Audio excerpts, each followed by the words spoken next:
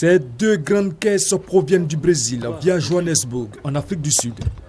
En transit à Abidjan, elles sont saisies au fret par la cellule aéroportuaire anti-trafic de l'aéroport international Félix Houphouët-Boigny, un service de la direction de la police des stupéfiants et des drogues. Ces caisses contenaient une centaine de cartons de boîtes de conserve, ananas, abricots et autres. Mais leur provenance attire l'attention des hommes de cette cellule et appelle à leur vigilance. Une vérification est faite. À l'ouverture de ces colis suspects, une découverte. De la cocaïne retrouvée dans 16 boîtes de conserve pour un poids de 12 kg. Il faut que la population nous aide beaucoup à démasquer un peu les trafiquants. Parce que généralement, c'est des caisses qui viennent, on ne sait pas qui est derrière. Voilà, on met des numéros, vous appelez les numéros, personne ne répond. Qu'elle nous aide, en tout cas, à accomplir notre mission. Nous sommes toujours prêts à la tâche. À Adiaké, la brigade spéciale de la direction de la police des stupéfiants et des drogues a effectué une mission qui lui a permis de saisir 137 kg de cannabis cachés dans un champ de manioc et d'interpeller le dealer. J'avais un client à Abidjan ici, c'est lui qui m'a appelé. Donc j'ai parti le livrer de marchandises et cannabis. Donc les chefs étaient déjà prêts. C'est ça qu'on m'a appris. L'individu sera déféré devant le parquet pour répondre de ses actes. Le roaming, une prestation fournie par un opérateur mobile pour permettre d'accueillir sur son réseau le client d'un autre opérateur. Les opérateurs mobiles ayant conclu entre eux des accords d'itinérance ou de roaming. En conservant le numéro d'origine, le client peut émettre ou recevoir des appels partout dans le monde. Mais le coût de ces appels, une réelle préoccupation. Monica Seka est artiste-chanteuse. Tout le temps partie à l'étranger, elle reconnaît l'aspect contraignant de l'outil. Quand quelqu'un vous appelle au niveau de l'Afrique, étant à l'étranger et tout, franchement, c'est coûteux. La question a préoccupé le docteur Séverin Datieng Bessongui, expert ici. Il décide d'écrire un livre, l'accord d'itinérance ou de roaming, pour mieux décortiquer la nature juridique et les principes de tarification, entre autres du roaming, mais surtout apporter des solutions. Pourquoi pas copier le modèle européen? Il y a eu ce qu'on appelle les zéro tarifs, qui sont des tarifs d'itinérance de détail qui ont été plafonnés à travers un règlement de l'Union européenne sur l'itinérance internationale ou communautaire.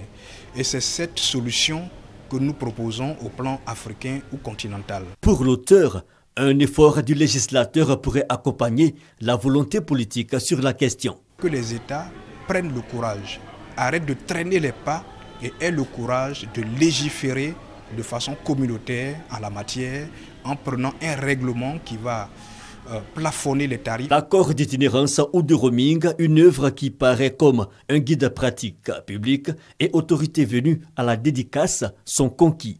Au fait, l'ouvrage tombe exactement à point parce que l'élaboration du roaming national en Côte d'Ivoire est inscrite dans le plan national de développement de 2016 et 2020. Il a dit lorsque vous recevez un appel en roaming, c'est à peine 32 francs CFA que vous payez dans l'espace de l'Union européenne. Quand vous émettez un appel, je crois que c'est 124 francs. Mais en Afrique, moi je reviens de mission la semaine dernière. Lorsque je suis passé par le Ghana, j'ai mis mon téléphone en marche. On m'a prévenu que si je veux émettre un appel en roaming, au Ghana, je paye 1300 et quelques francs. Par rapport à 120 francs, vous voyez la différence. L'accord d'itinérance ou de roaming, un ouvrage de 484 pages, est paru le 23 octobre 2015. Une femme qui s'émancipe. Toi, femme et toi. Quand la poésie est utilisée comme moyen d'expression pour valoriser et magnifier la femme africaine dans toute sa splendeur, et quand à cette poésie s'ajoute la photographie. Amazone contemporaine, le livre écrit par Diana Barry réhabilite l'image de la femme africaine marginalisée et reléguée au second rang dans la société. Je suis partie d'un constat qui est tout simple. Je me dis, comme la femme africaine, les Noirs en général ne sont pas représentés dans les médias ni dans les pubs dans le monde entier. Et, parce qu'on ne répond pas, entre guillemets, aux critères de beauté des Occidentaux. Je me suis dit, le travail, au lieu de se plaindre, le travail c'est nous-mêmes, de nous valoriser nous-mêmes, de nous mettre en avant et comment dirais-je, et de montrer que la beauté elle peut être plurielle et singulière. Chaque photo raconte une histoire, chaque photo représente un pays de l'Afrique de l'Ouest. Et puis il y a un côté panafricaniste aussi. Amazone contemporaine, beauté et combativité de la femme africaine exprimée à travers des pages colorées. Des images, mais aussi des poèmes bien appréciés. Je pense que l'Ivoirien devait découvrir en fait ce type d'ouvrage pour pouvoir comprendre que l'art visuel à travers la photo peut aussi s'accompagner avec des textes. C'est une démarche assez grande parce que tout ce qui est poésie nous renvoie à la sensualité, nous renvoie à tout ce qui touche à l'âme. D'origine guinéenne, Diena Barry est née au Sénégal, a grandi à Dakar et à Abidjan, Côte d'Ivoire. Elle est conceptrice visuelle de formation. Une reprise d'activité, un hommage à un amateur d'art, la célébration d'une amitié entre créateurs, 3 événements pour marquer le redémarrage des activités de l'ex-galerie Art Pluriel, désormais dénommée Louis-Simone Guirandou Galerie. Ce sanctuaire dédié à l'art pour un hommage mérité à Louis Guirandou Ndiaye, qui a fait don de sa résidence pour servir de salle d'exposition à la galerie Art Pluriel il y a 30 ans déjà. 3 créateurs africains de renommée internationale pour donner un cachet spécial à cet événement. Il est temps qu'on sort de l'Afrique de tout ce qui est le plus vital et qu'on monte dans une autre gamme qui est beaucoup plus importante et dont on va découvrir qui nous ressemble dans notre identité pour nous en structure. Avec la matière métal, j'essaie de reconditionner ce que j'ai envie, mes plaisirs, mes sensations et mes besoins. Unis par leur passion, leur amour du beau et leur talent qui demeurent très appréciés par les visiteurs du jour, Issa Diabaté, David Gouyo, Ousmane Baye, pour dire un mot des exposants, ont porté au haut l'étendard du continent africain par leur talent de designer d'objets d'intérieur. Tous les réalisateurs de cinéma en rêvent, la Palme d'Or. Avant d'arriver à Cannes, le précieux métal du trophée parcourt des milliers de kilomètres. Et l'histoire commence ici, dans la mine de la Llanada, au sud de la Colombie.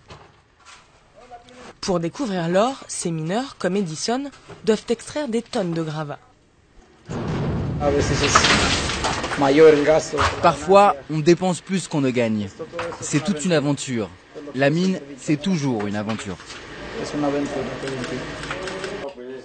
L'or de cette mine est spécial. Il est certifié éthique par l'organisation internationale Fairmine. Ce label garantit des pratiques qui respectent l'environnement et des conditions de travail correctes pour les mineurs, qui sont tous propriétaires de la mine. En Colombie, seulement 3 mines ont reçu cette attestation. C'est un modèle durable qui bénéficie autant aux hommes qu'à la nature. Ce modèle peut être reproduit ailleurs. Un modèle qui n'est pas encore très répandu. Plus de la moitié des exploitations du pays sont illégales. Avec le prix de l'or, l'extraction est devenue plus rentable que le narcotrafic. La plupart de ces mines sans permis permettent de financer des organisations criminelles et génèrent énormément de pollution. Tout l'inverse de la mine de la Llanada. En Colombie, il y a un grand effort qui est fait pour avoir une traçabilité dans la chaîne de production, pour que de meilleures pratiques soient appliquées, pour que l'or soit produit de manière légale.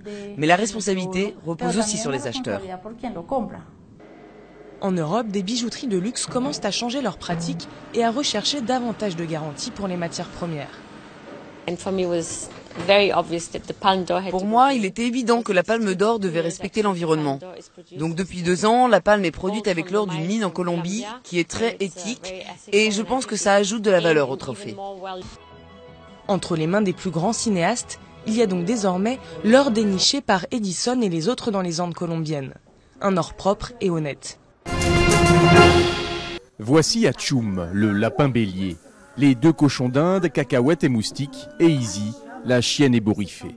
4 animaux utilisés pour une séance de médiation animale auprès d'enfants polyhandicapés. Essaye de le caresser un petit peu. Tu sens? Le début de la séance est difficile avec Nathan. Emeline cherche le contact avec ses mains, sans succès. Elle tente une autre approche avec Izzy. On prend tout ce qui est possible au niveau sensoriel.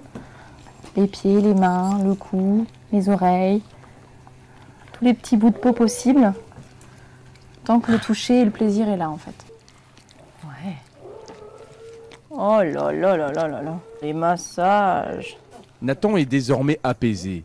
Chaque séance individuelle dure 15 minutes. L'objectif est avant tout de leur procurer du plaisir et si possible développer leur potentiel affectif, moteur et cognitif. Tu l'appelles? Ouais. Super.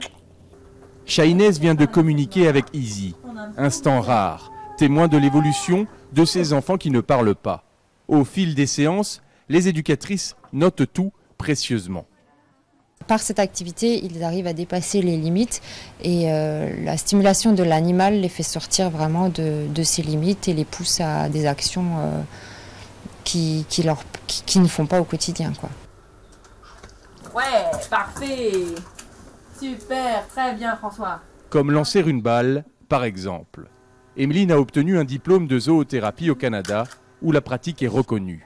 En France, si la médiation animale est de plus en plus utilisée, il n'existe pas de cadre réglementaire.